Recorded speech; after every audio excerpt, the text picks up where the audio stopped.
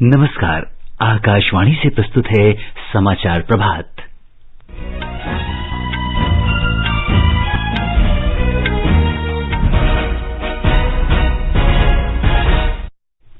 सरकार ने किसानों को आश्वस्त किया कि न्यूनतम समर्थन मूल्य जारी रहेगा।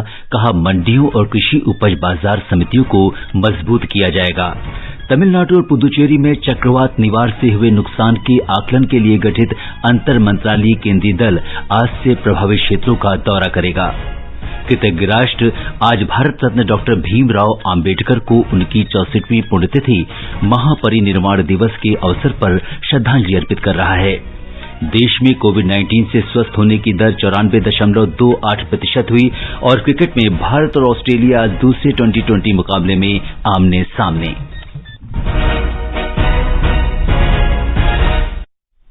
समाचार प्रभात में निखिल कुमार के साथ मैं सिद्धार्थ सिंह। कोविड महामारी के खिलाफ देश एकजुट होकर लड़ रहा है। आप भी हमारे साथ सुरक्षा और बचाव के 3 आसान एहतियाती उपायों का संकल्प लें। मास्क पहनें, 2 गज दूरी है जरूरी, सुरक्षित दूरी बनाए रखें, हाथ और मुंह साफ रखें। अब समाचार विस्तार से। सरकार और किसान संगठनों के प्रतिनिधियों के बीच कल किसानों के मुद्दे पर नई दिल्ली के विज्ञान भवन में 5वें दौर की बातचीत हुई। बातचीत के बाद श्री तोमर ने कहा कि छठे और अगले दौर की बातचीत 9 दिसंबर को होगी। हम लोग चाहते थे कि कुछ विषयों पर स्पष्टता से कुछ सुझाव हमें मिल जाएं, लेकिन बातचीत के दौर में ये संभव नहीं हो सका।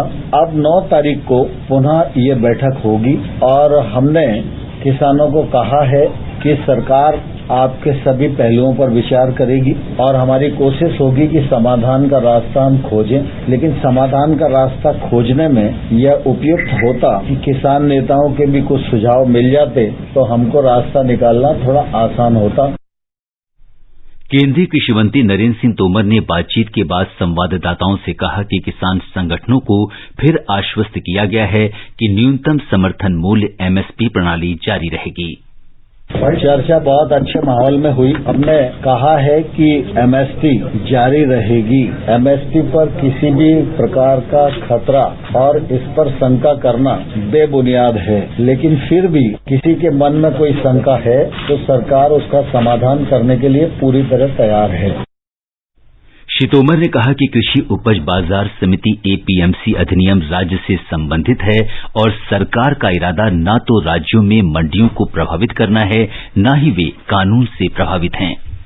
APMC एक्ट राज्य का है और राज्य की मंडी को किसी भी प्रकार से प्रभावित करने का इरादा न तो हमारा है और न ही कानूनी रूप से वो प्रभावित होती है। APMC और मजबूत हो, इस दिशा में सरकार के लिए जो करनी है वह करने के लिए भी सरकार तैयार है। APMC के मामले में किसी प्रकार की गलतफहमी किसी को है तो सरकार समाधान करने के लिए पूरी तरह तैयार है। कृषि मंत्री ने बताया कि उन्होंने किसानों से कहा है कि सरकार उनके सभी पहलुओं पर विचार करेगी। उन्होंने कहा कि बैठक के दौरान उन्होंने किसान यूनियनों से अनुरोध किया है कि वे कोविड-19 की स्थिति और ठंड के मौसम की स्थिति में बुजुर्गों और बच्चों को घर वापस भेजें। कृषि मंत्री ने किसान संगठनों को आश्वस्त किया कि नरेंद्र मोदी सरकार किसानों के हित के लिए पूरी तरह से प्रतिबद्ध है।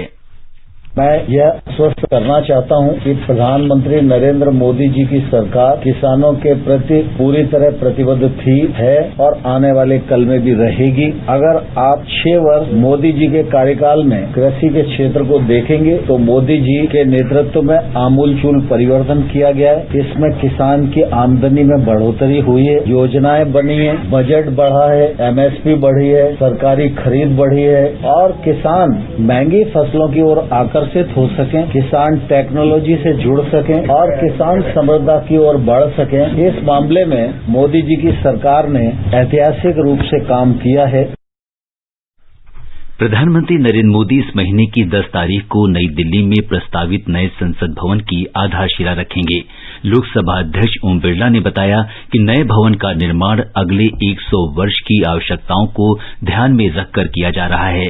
उन्होंने बताया कि नए संसद भवन की निर्माण लागत 971 करोड़ रुपए होगी, जिसमें समितियों के कक्षों और राजनीतिक दलों के कार्यालयों के लिए अधिक जगह मिलेगी। उन्होंने कहा कि ये भवन आत्मनिर्भर भारत के लोकतंत्र का मंदिर होगा, जिसमें राष्ट्र की विविधता परिलक्षित होगी। उन्होंने कहा कि नया भवन पुराने संसद भवन से 17,000 वर्ग मीटर बड़ा होगा। ये हमारा नया संसद भवन बनेगा जो हम सबके लिए गौरव का प्रतीक होगा, क्योंकि यहाँ से हमने पुराने संसद भवन से हमारी आजादी की यात्रा शुरू की थी। जब आजादी के 75 वर्ष होंगे तब हम नए संसद भवन के अंदर जो हमारे गौरवपूर्ण इतिहास का लोकतंत्र का मंदिर होगा, वहाँ हम सदन की दोनों सभाएं वहाँ पर शुरू करेंगे। प्रधानमंत्री नरेंद्र मोदी कल सुबह 11:30 बजे वीडियो कॉन्फ्रेंस के जरिए आगरा मेट्रो के निर्माण कार्य का शुभारंभ करेंगे। आगरा मेट्रो परियोजना में 2 कॉरिडोर शामिल होंगे, जिनकी लंबाई 29 किलोमीटर से अधिक होगी। ये मेट्रो ताजमहल, आगरा फोर्ट और सिकंदरा जैसे प्रमुख पर्यटक स्थलों को रेलवे स्टेशनों तथा बस अड्डों से जोड़ेगी। इससे आगरा शहर की 26 लाख आबादी और हर वर्ष शहर में आने वाले 60 लाख से अधिक पर्यटकों को लाभ होगा। इस परियोजना पर 8,379 करोड़ रुपए की लागत आने का अनुमान है और इसे 5 वर्ष में पूरा किया जाएगा। आवासन और शहरी मामलों के मंत्री हरदीप सिंह पुरी, उत्तर प्रदेश के मुख्यमंत्री योगी आदित्यनाथ और अन्य गणमान्य व्यक्ति इस अवसर पर उपस्थित रहेंगे। इस कार्यक्रम का आयोजन आगरा में 15 बटालियन पीएसी परेड ग्राउंड में किया जाएगा। कोलकाता मेट्रो ने लोगों के लिए यात्री सुविधाएं बढ़ाते हुए कल से अतिरिक्त फेरे लगाने और अपनी सेवाओं का समय बढ़ाने का निर्णय लिया है। कोलकाता मेट्रो सोमवार से शनिवार तक रोजाना 190 के बजाय 204 फेरे लगाएगी। एक ट्वीट संदेश में रेल मंत्री पीयूष गोयल ने सेवाओं का विस्तार करने के लिए कोलकाता मेट्रो की प्रशंसा की है। रेल मंत्रालय के अनुसार पहली सेवा दमदम और कवि सुभाष से सुबह 8 बजे के बजाय सुबह 7 बजे से और नोआपाड़ा से 8:09 के बजाय सुबह 7:09 पर शुरू होगी। विज्ञप्ति में कहा गया है कि सोमवार से कवि सुभाष और दमदम के लिए अंतिम मेट्रो रात 9 बजे के बजाय 9:30 और नोआपाड़ा से शाम 8:55 के बजाय 9:25 पर रवाना होगी। सुबह और शाम के अति व्यस्त समय के दौरान प्रत्येक 7 मिनट में मेट्रो सेवा उपलब्ध रहेगी। मंत्रालय ने कहा कि वरिष्ठ नागरिकों, महिलाओं और 15 वर्ष से कम उम्र के बच्चों के लिए पूरे दिन ई पास की आवश्यकता नहीं होगी। अन्य सभी यात्रियों के लिए सुबह 7 बजे से 8:30 और शाम को 8 बजे के बाद ई पास की आवश्यकता नहीं होगी। इस समय पर कोई टोकन जारी नहीं किया जाएगा और केवल स्मार्ट कार्ड का उपयोग किया जाएगा। जम्मू कश्मीर में अंतर्राष्ट्रीय सीमा के समीप जीरो लाइन पर भूमि पर कृषि गतिविधियों के पुनरुद्धार के उपायों के बारे में कल जम्मू के संभागीय आयुक्त संजीव वर्मा ने सीमावर्ती जिलों के उपायुक्तों और अन्य संबंधित अधिकारियों के साथ बैठक में विचार विमर्श किया। बैठक में भूमि के विकास, फसल बीमा कवर के प्रावधान, सिंचाई सुविधाओं और अन्य महत्वपूर्ण मुद्दों सहित विभिन्न मुद्दों पर व्यापक चर्चा हुई। हमारे जम्मू संवाददाता ने बताया है कि बैठक में जम्मू के उपायुक्त, कृषि निदेशक, जम्मू के सहायक आयुक्त, कठुआ के अतिरिक्त उपायुक्त, उपायुक्त सेंट्रल तथा अन्य संबंधित अधिकारियों ने भाग लिया, जबकि सांबा के उपायुक्त ने वीडियो कॉन्फ्रेंसिंग के माध्यम से बैठक में भाग लिया। बैठक के प्रारंभ में श्री वर्मा ने उपायुक्तों से जिलों में उपलब्ध खेती और अनुपयोगी भूमि के बारे में पूछताछ की। संबंधित उपायुक्तों ने संभागीय आयुक्त को खेती, बिना खेती वाली भूमि तथा निजी और राज्य भूमि सहित कुल भूमि के बारे में अवगत कराया। श्री वर्मा ने उपायुक्तों से कहा कि वे सीमा पर बाढ़ के पास जीरो लाइन पर किसानों को खेती करने के लिए प्रोत्साहित करें। कृतज्ञ राष्ट्र आज भारतीय संविधान के जनक भारत रत्न डॉक्टर भीमराव आम्बेडकर को उनकी 64वीं पुण्यतिथि महापरिनिर्वाण दिवस के अवसर पर उन्हें श्रद्धांजलि अर्पित कर रहा है। राष्ट्र निर्माण में डॉक्टर आम्बेडकर के योगदान पर प्रकाश डालने के लिए देश भर में अनेक कार्यक्रम आयोजित किए जा रहे हैं। गणमान्य व्यक्ति और सांसद नई दिल्ली में संसद भवन परिसर में डॉक्टर आम्बेडकर की प्रतिमा पर माल्यार्पण करेंगे। प्रधानमंत्री नरेंद्र मोदी और केंद्रीय मंत्री रामदास अठावले ने लोगों से अपील की है कि वे चैत्य भूमि न जाएं और आज का दिन घर पर ही मनाएं। प्रधानमंत्री ने मन की बात कार्यक्रम में बाबा साहेब को याद करते हुए कहा था, 6 दिसंबर को बाबा साहब आम्बेडकर की पुण्यतिथि है। ये दिन बाबा साहब को श्रद्धांजलि देने के साथ ही देश के प्रति अपने संकल्पों, संविधान ने एक नागरिक के तौर पर अपने कर्तव्यों को निभाने की जो सीख हमें दी है, उसे दोहराने का। बृहन मुंबई नगर निगम ने डॉक्टर आम्बेडकर के अनुयायियों से अपील की है कि वे कोरोना वायरस के विरुद्ध संघर्ष को देखते हुए मुंबई में चैत्य भूमि पर एकत्र न हों। बीएमसी ने लोगों से गोराई स्थित ग्लोबल पगोडा पर न जाने की भी अपील की है, क्योंकि ये कल तक बंद रहेगा। डॉक्टर बाबा साहेब अम्बेडकर का महापरिनिर्वाण दिवस महाराष्ट्र में एक महत्वपूर्ण दिन के रूप में मनाया जाता है। बाबा साहेब को याद करते हुए उनके हजारों अनुयायी श्रद्धांजलि देने के लिए मुंबई स्थित चैत्य भूमि पहुंचते हैं, लेकिन इस साल कोविड-19 महामारी की वजह से मुंबई नागरिक निकाय और महाराष्ट्र सरकार ने लोगों से घर पर रहकर श्रद्धांजलि देने की अपील की है। बीएमसी कमिश्नर IAS चहल ने कहा कि यूट्यूब, फेसबुक, ट्विटर और दूरदर्शन के सह्याद्री चैनल पर कार्यक्रम के लाइव स्ट्रीमिंग के लिए सभी प्रबंध किए गए हैं। सम्मान के रूप में डॉक्टर अम्बेडकर के अंतिम विश्राम स्थल चैत्य भूमि पर एक हेलीकॉप्टर फूलों की वर्षा करेगा। फिल्म डिवीजन इस महान समाज सुधारक विद्वान को उनके जीवन और कार्यों पर एक जीवन संबंधी वृत्तचित्र की स्क्रीनिंग के माध्यम से श्रद्धांजलि भी देगा। पूजा पाल, आकाशवाणी समाचार, मुंबई। भारतीय संविधान के जनक डॉक्टर आम्बेडकर एक न्यायविद, अर्थशास्त्री, राजनीतिज्ञ और समाज सुधारक थे, जिन्होंने शोषित वर्गों, महिलाओं और श्रमिकों के साथ भेदभाव के विरुद्ध अभियान चलाया। बाबा साहेब को 1990 में मरणोपरांत भारत रत्न से सम्मानित किया गया। प्रधानमंत्री नरेंद्र मोदी ने डॉक्टर भीमराव आम्बेडकर के महापरिनिर्वाण दिवस पर उन्हें श्रद्धांजलि अर्पित की है। एक ट्वीट में श्री मोदी ने कहा कि बाबा साहब के विचार और आदर्श लाखों लोगों को निरंतर प्रेरित करते रहेंगे। सूचना और प्रसारण मंत्रालय का फिल्म प्रभाग भारतीय संविधान के महान समाज सुधारक डॉक्टर बाबा साहेब भीमराव आम्बेडकर की 64वीं पुण्यतिथि पर उन्हें श्रद्धांजलि अर्पित करेगा। इस अवसर पर फिल्म प्रभाग उनके जीवन और कार्यों पर एक वृत्तचित्र भी प्रदर्शित करेगा, जिसे फिल्म प्रभाग की वेबसाइट www.filmdivision.org और यूट्यूब चैनल www.youtube.com/user/filmsdivision पर आज मध्य रात्रि तक देखा जा सकेगा। इस फिल्म का निर्देशन डॉक्टर जब्बार पटेल ने किया है। भारत रत्न डॉक्टर आम्बेडकर की जीवनी पर आधारित ये फिल्म एक विस्तृत और विश्लेषणात्मक फिल्म है। विशेष रूप से ये दलितों के उत्पीड़न के खिलाफ उनके अथक अभियान को दर्शाती है। डॉक्टर आम्बेडकर ने भारतीय संविधान को बनाने में महत्वपूर्ण भूमिका निभाई थी। ये समाचार आकाशवाणी से प्रसारित किए जा रहे हैं।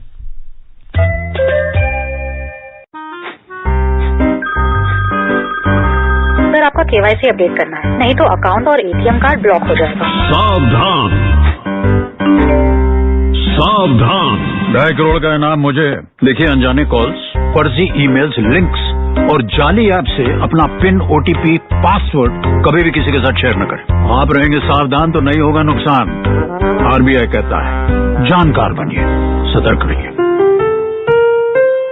अधिक जानकारी के लिए 14440 पर मिस्ड कॉल दें। भारतीय रिजर्व बैंक द्वारा जनहित में जारी। सामान पैक कर दिया है, अपना ख्याल रखिएगा। और आप यहाँ परिवार का, माँ को अस्पताल लेके जाना है। और पैसे? अरे मैं ही तो जा रहा हूँ शहर। माँ का आयुष्मान भारत कार्ड तो यहीं छोड़े जा रहा हूँ ना। तो इससे यहाँ भी मुफ्त इलाज मिलेगा? हमारी ऐसी ही जरूरतों को समझकर प्रधानमंत्री जी ने कहा है, आयुष्मान भारत योजना के साथ एक बहुत बड़ी विशेषता पोर्टेबिलिटी की सुविधा भी है। पोर्टेबिलिटी ने देश को एकता के रंग में रंगने में भी मदद की है। यानी बिहार का कोई गरीब अगर चाहे तो उसे कर्नाटका में भी वही सुविधा मिलेगी जो उसे अपने राज्य में मिलती है। भारत सरकार की आयुष्मान भारत PM जय योजना दे रही है देश के 50 करोड़ से अधिक लोगों को प्रति वर्ष रुपए 5 लाख तक का मुफ्त इलाज। योजना के तहत लाभार्थियों के लिए कोविड-19 की जांच और इलाज मुफ्त है। 14555 पर कॉल कर योजना में अपना नाम जानिए और E-कार्ड बनवाने के लिए नजदीकी CSC केंद्र या सूचीबद्ध सरकारी या प्राइवेट अस्पताल जाएं।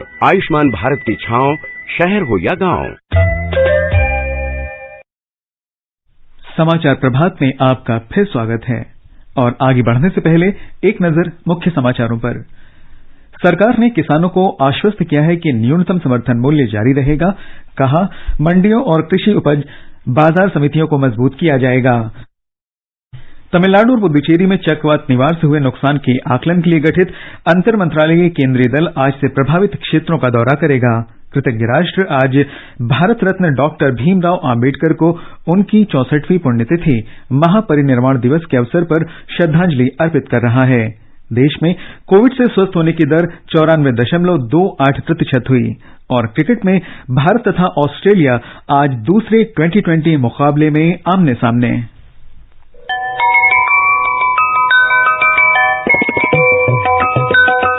सटीक, विश्वसनीय और समाचारों की विस्तृत जानकारी सुनने के लिए हमारे आधे घंटे के समाचार बुलेटिन AIR News 24x7 और FM गोल्ड पर प्रतिदिन सुबह 8 बजे, दोपहर 2:30 बजे और शाम 8 बजे हिंदी में और अंग्रेजी में सुबह 8:30 बजे, दोपहर 2 बजे और शाम 8:30 बजे।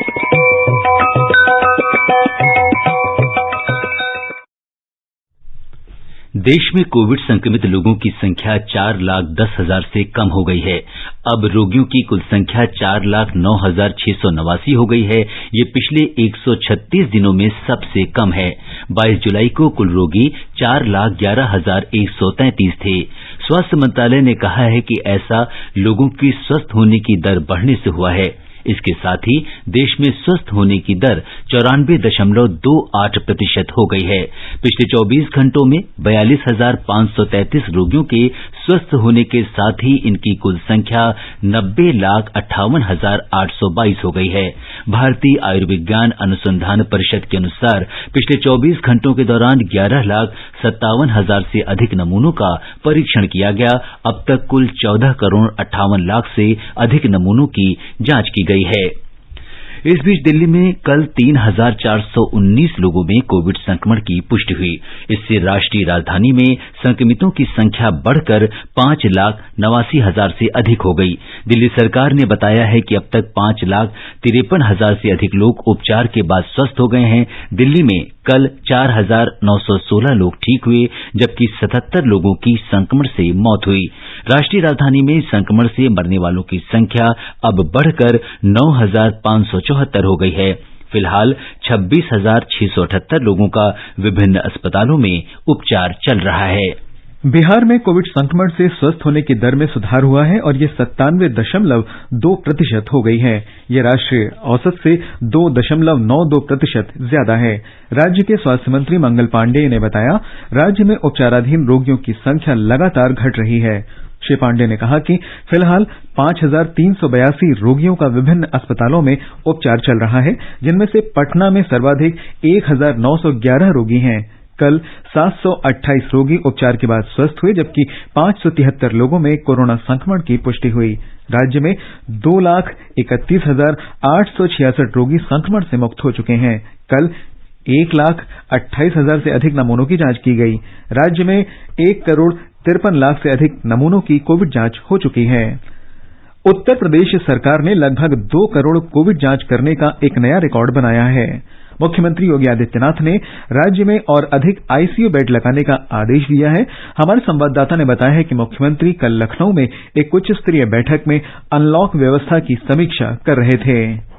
प्रदेश में अब तक 2 करोड़ से ज्यादा कोविड-19 के नमूनों की जांच पूरी होने पर मुख्यमंत्री योगी आदित्यनाथ ने संतोष व्यक्त करते हुए कहा है कि कोरोना संक्रमण की रोकथाम के लिए सतर्कता लगातार जारी रहनी चाहिए। उन्होंने कहा कि लोगों को मास्क पहनने, बार बार हाथ धोने और सामाजिक दूरी बनाए रखने के लिए प्रेरित किया जाना चाहिए। उन्होंने कोविड-19 के रोगियों को बेहतर उपचार सुनिश्चित कराने और किसी भी स्तर पर लापरवाही नहीं बरतने के निर्देश दिए। मुख्यमंत्री ने आने वाले कोरोना वैक्सीन के भंडारण और व्यवस्था की सुविधाओं तथा कोल्ड चेन के लिए आवश्यक तैयारियों की भी समीक्षा की। वहीं मुख्यमंत्री ने कल कोविड जांच केंद्रों की जानकारी के लिए मेरा कोविड ऐप भी लॉन्च किया। MS यादव, आकाशवाणी समाचार, लखनऊ। आंध्र प्रदेश में कोविड-19 संक्रमितों की संख्या 8,71,305 हो गई है। इनमें से 8,58,115 स्वस्थ हो चुके हैं। पिछले 24 घंटों के दौरान 630 लोग संक्रमित पाए गए, जबकि 882 रोगी स्वस्थ हुए हैं। राज्य में कोरोना के 6,166 रोगियों का इलाज चल रहा है, जबकि 7,024 लोगों की मौत हो चुकी है। राज्य में अब तक 1 करोड़ 3 लाख से अधिक नमूनों का परीक्षण किया गया है। मेघालय में कल 97 नए मामलों के साथ कोविड-19 के कुल मामलों की संख्या 12,164 हो गई है। इनमें 73 और लोगों के स्वस्थ होने के साथ अब तक 11,392 संक्रमित ठीक हो चुके हैं। राज्य में सक्रिय मामलों की संख्या 654 है, जबकि 118 संक्रमितों की मौत हो चुकी है। स्वास्थ्य सेवा निदेशालय ने एक बयान में बताया कि नए मामलों में 82 ईस्ट खासी हिल्स, 9 वेस्ट गारो हिल्स, 5 वेस्ट जैंतिया हिल्स और 1 री भोई से है। तमिलनाडु और पुदुचेरी में चक्रवात निवार से हुए नुकसान के आकलन के लिए गठित अंतर मंत्रालयीय केंद्रीय दल आज से प्रभावित क्षेत्रों का दौरा करेगा। केंद्रीय गृह मंत्रालय में संयुक्त सचिव आशुतोष अग्निहोत्री के नेतृत्व में 8 सदस्यों के दल ने कल चेन्नई में तमिलनाडु के मुख्य सचिव षणमुगम और अन्य वरिष्ठ अधिकारियों से भेंट की। दल के सदस्यों को चक्रवात निवार से हुए जानमाल के नुकसान के बारे में जानकारी दी गई। केंद्रीय दल में गृह मंत्रालय के अधिकारियों के अलावा कृषि, राजमार्ग, वित्त, ऊर्जा, ग्रामीण विकास, मछली पालन और जल संसाधन विभाग के प्रतिनिधि शामिल हैं। इस बीच मन्नार की खाड़ी में कमजोर हुए चक्रवात बुरेवी से तमिलनाडु में 7 लोगों की मौत हुई है। राज्य सरकार ने मृतकों के निकट परिजन को 10 लाख रुपए की अनुग्रह राशि देने की घोषणा की है। डेल्टा क्षेत्र में 1 लाख एकड़ क्षेत्र में फैली फसल पानी में डूब गई है। केंद्रीय दल 2 समूहों में कार्य करने की योजना बना रहा है। ये दल चेन्नई सहित तमिलनाडु के उत्तरी जिलों और पड़ोसी पुदुचेरी तथा आसपास के चक्रवात प्रभावित इलाकों का दौरा करेंगे। प्रभावित इलाकों का गहन निरीक्षण करने और हालात की ताजा जानकारी हासिल करने के बाद दल के सदस्य 2 दिन में चेन्नई वापस लौटेंगे और वरिष्ठ अधिकारियों से दोबारा मिलेंगे। राज्य सरकार ने केंद्रीय दल के सदस्यों को चक्रवात से हुई मौतों, संपत्ति और बुनियादी ढांचे को हुए नुकसान के बारे में जानकारी दी है। चेन्नई से जयसिंह की रिपोर्ट के साथ समाचार कक्ष से विकास मेहरोत्रा। और अब एक नजर आज के मौसम के पूर्वानुमान पर। राष्ट्रीय राजधानी दिल्ली में आज सुबह हल्का कोहरा छाया रहा। तापमान 12 से 28 डिग्री सेल्सियस के बीच रहने का अनुमान है। मुंबई में आमतौर पर आसमान साफ रहेगा। तापमान 18 और 34 डिग्री सेल्सियस के बीच रहने के आसार हैं। चेन्नई में आमतौर पर बादल छाए रहेंगे। हल्की बारिश या बूंदाबांदी हो सकती है। तापमान 21 और 24 डिग्री सेल्सियस के बीच रहेगा। कोलकाता में आंशिक रूप से बादल छाए रहेंगे। न्यूनतम तापमान 17 डिग्री सेल्सियस और अधिकतम 29 डिग्री सेल्सियस रहने की संभावना है। श्रीनगर में बादल छाए रहेंगे। तापमान 1 डिग्री सेल्सियस से 8 डिग्री सेल्सियस के बीच रहने का अनुमान है। जम्मू में न्यूनतम तापमान 10 डिग्री सेल्सियस रहेगा। अधिकतम 24 डिग्री के आसपास रह सकता है। आंशिक रूप से बादल छाए रहेंगे। लेह में न्यूनतम तापमान 0 से 7 डिग्री सेल्सियस नीचे, अधिकतम 4 डिग्री सेल्सियस रहने के आसार हैं। आमतौर पर बादल छाए रहने की संभावना है। गिलगित में बादल छाए रहेंगे। तापमान 1 से 13 डिग्री सेल्सियस के बीच रहेगा। मुजफ्फराबाद में बादल छाए रहेंगे। तापमान 6 से 18 डिग्री सेल्सियस के बीच रहने की संभावना है। देहरादून में तापमान 9 से 25 डिग्री सेल्सियस के बीच रहने का अनुमान है। आसमान आमतौर पर साफ रहेगा। चंडीगढ़ में आमतौर पर आसमान साफ रहेगा। तापमान 12 से 25 डिग्री सेल्सियस के बीच रहेगा। हैदराबाद में न्यूनतम तापमान 16 डिग्री और अधिकतम 30 डिग्री सेल्सियस रहने के आसार हैं। धुंध के साथ आंशिक रूप से बादल छाए रहेंगे। अहमदाबाद में आमतौर पर आसमान साफ रहेगा। न्यूनतम तापमान 16 डिग्री, अधिकतम 34 डिग्री रहने के आसार हैं। गुवाहाटी में बादल छाए रहेंगे। न्यूनतम तापमान 15 डिग्री और अधिकतम 18 डिग्री सेल्सियस रहने की संभावना है। समाचार कक्ष से नईम अख्तर। भारत और मेजबान ऑस्ट्रेलिया के बीच 3 2020 मैचों की सीरीज का दूसरा मैच आज सिडनी में खेला जाएगा। मैच 1:40 पर शुरू होगा। कैनबरा में पहले 2020 मुकाबले में भारत ने ऑस्ट्रेलिया को 11 रन से हराकर श्रृंखला में 1-0 की बढ़त हासिल की है। भारतीय टीम आज होने वाला मुकाबला जीतकर श्रृंखला पर कब्जा करना चाहेगी। ऑलराउंडर रविंद्र जडेजा चोट के कारण श्रृंखला के बाकी बचे मैच नहीं खेल पाएंगे। शुक्रवार को हुए पहले मुकाबले में जडेजा को अंतिम ओवर में हेलमेट पर गेंद लग गई थी। उनके स्थान पर दूसरे और तीसरे 2020 मैच के लिए तेज गेंदबाज शार्दुल ठाकुर को टीम में शामिल किया गया है। मैच का आंखों देखा हाल दोपहर बाद 1:15 से मैच की समाप्ति तक FM रेनबो, राजधानी, प्रसार भारती के YouTube चैनल और आकाशवाणी दिल्ली के अन्य चैनलों पर सुना जा सकता है। ब्रिटेन के प्रधानमंत्री बोरिस जॉनसन और यूरोपीय संघ के अध्यक्ष उर्सुला वॉन डेर लेन ने अपने वार्ताकारों को महत्वपूर्ण मतभेद दूर करने के आखिरी प्रयास में आज से व्यापार वार्ता फिर से शुरू करने का निर्देश दिया। दोनों नेताओं ने अपने मतभेदों को गंभीरता से लेते हुए एक संयुक्त बयान में कहा कि बातचीत करने वाली टीमों द्वारा समाधान की संभावनाओं का आकलन करने के लिए एक और प्रयास किया जाना चाहिए। ये समाचार हमारी वेबसाइट newzoneair.com/hindi पर भी उपलब्ध हैं। चलो मिलकर एक शुरुआत करें, चलो एक फैसला आज करें, मास्क नहीं तो टोकेंगे, कोरोना को रोकेंगे, चलो एक इरादा करते हैं, चलो कुछ वादा करते हैं, मास्क नहीं तो टोकेंगे, कोरोना को रोकेंगे। सूचना और प्रसारण मंत्रालय ने एक परामर्श जारी कर सभी निजी टेलीविजन प्रसारकों को ऑनलाइन गेमिंग और फैंटेसी स्पोर्ट्स से जुड़े विज्ञापनों के लिए भारतीय विज्ञापन मानक परिषद के दिशा निर्देशों का पालन करने के लिए कहा है।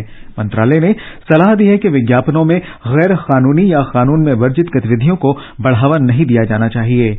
सूचना और प्रसारण मंत्रालय ने उपभोक्ता मामले मंत्रालय, भारतीय विज्ञापन मानक परिषद, news broadcasters association, Indian broadcasting foundation, all India gaming federation, federation of Indian fantasy sports और ऑनलाइन रमी फेडरेशन के अधिकारियों और प्रतिनिधियों के साथ बैठक के बाद ये परामर्श जारी किया है। और निखिल, आप बताएं कि आज के समाचार पत्रों की सुर्खियों में क्या खास है? जी सिद्धार्थ, किसानों और सरकार के बीच 5वें दौर की वार्ता खत्म और बुधवार को फिर से बातचीत होने को सभी अखबारों ने अपनी सुर्खी बनाया है। पंजाब केसरी लिखता है, मोदी सरकार किसानों के प्रति पूरी तरह प्रतिबद्ध, केंद्र सरकार राज्यों की राय लेकर प्रस्ताव तैयार कर उसे किसानों के पास भेजेगी। हरिभूमि लिखता है, सरकार देगी प्रस्ताव, उस पर चर्चा के बाद तय होगी आंदोलन की दिशा। राष्ट्रीय सहारा की खबर है, समाधान के लिए पीएम ने खुद संभाली कमान। कोरोना वैक्सीन के देश भर में वितरण को लेकर रोडमैप तैयार होने को दैनिक भास्कर ने अपनी सुर्खी बनाते हुए लिखा है, देश भर में 28,000 कोल्ड चेन सेंटरों पर वैक्सीन पहुंचाने के लिए वायुसेना ने कमर कसी। नोटबंदी, चुनावी प्रबंधन की तर्ज पर देश के कोने कोने में वैक्सीन पहुंचाने के लिए वायुसेना का रोडमैप तैयार। 100 से अधिक विमान और हेलीकॉप्टरों के बेड़े को रिजर्व किया जाएगा। राजस्थान पत्रिका ने वैक्सीन वितरण पर लिखा है, सरकार आइसक्रीम कंपनियों के 18 डिग्री वाले फ्रीजर का उपयोग ट्रांसपोर्टर्स में कर सकती है। देश में कई कोल्ड चेन कंपनियां वैक्सीन ट्रांसपोर्टेशन के लिए सरकार के साथ संपर्क में। राष्ट्रीय सहारा WHO प्रमुख के हवाले से लिखता है, कोरोना वायरस टीके के सकारात्मक परिणामों का मतलब है दुनिया महामारी का अंत होने की उम्मीद कर सकती है। दुनिया की सबसे बड़ी वैक्सीन निर्माता company serum institute of India के CEO अदार पूनावाला बने एशियन ऑफ द ईयर। कोविड-19 से लड़ने में निभाई बड़ी भूमिका, हरिभूमि में है। भारतीय वायुसेना के रक्षा अनुसंधान और विकास संगठन DRDO द्वारा डिजाइन और विकसित आकाश मिसाइल का सफल परीक्षण राष्ट्रीय सहारा में है। अमर उजाला लिखता है, 10 दिन बाद फिर गंभीर श्रेणी में दिल्ली की हवा। पराली के धुएं की हिस्सेदारी शून्य रहने के बावजूद दिल्ली NCR की हवा 10 दिन बाद एक बार फिर से गंभीर श्रेणी में पहुंची। 434 AQI के साथ गाजियाबाद रहा देश का सबसे प्रदूषित शहर। हिंदुस्तान लिखता है, CBSE ने परीक्षा देने वाले निजी छात्रों के परीक्षा फॉर्म भरने की अनुमति 9 दिसंबर तक बढ़ा दी है। वहीं जो छात्र अपने परीक्षा फॉर्म में सुधार नहीं कर पाए हैं, वो भी अब 14 दिसंबर तक सुधार कर सकते हैं। तो सिद्धार्थ, ये थी अखबारों की कुछ प्रमुख सुर्खियां। और अखिल भारतीय आयुर्विज्ञान संस्थान नई दिल्ली में सहायक प्रोफेसर डॉक्टर नीरज निश्चल ने आकाशवाणी से बातचीत में लोगों से आग्रह किया कि वो बिना किसी हिचक के कोरोना की जांच करवा सकते हैं। We are supposed to take care of each other. So if we stigmatize a particular patient, then we are actually doing more harm because that person is not going to come forward. He or she may hide his disease, and in that way, he or she might be actually spreading that disease. So it's और अंत में मुख्य समाचार एक बार फिर, सरकार ने किसानों को आश्वस्त किया कि न्यूनतम समर्थन मूल्य जारी रहेगा। कहा मंडियों और कृषि उपज बाजार समितियों को मजबूत किया जाएगा। तमिलनाडु और पुदुचेरी में चक्रवात निवार से हुए नुकसान के आकलन के लिए गठित अंतर मंत्रालयीय केंद्रीय दल आज से प्रभावित क्षेत्रों का दौरा करेगा। कृतज्ञ राष्ट्र आज भारत रत्न डॉक्टर भीमराव अंबेडकर को उनकी 64वीं पुण्यतिथि महापरिनिर्वाण दिवस के अवसर पर श्रद्धांजलि अर्पित कर रहा है। देश में कोविड-19 से स्वस्थ होने की दर 94.28% हुई और क्रिकेट में भारत और ऑस्ट्रेलिया आज दूसरे T20 मुकाबले में आमने सामने। इसके साथ ही समाचार प्रभात का ये अंक समाप्त हुआ। नमस्कार।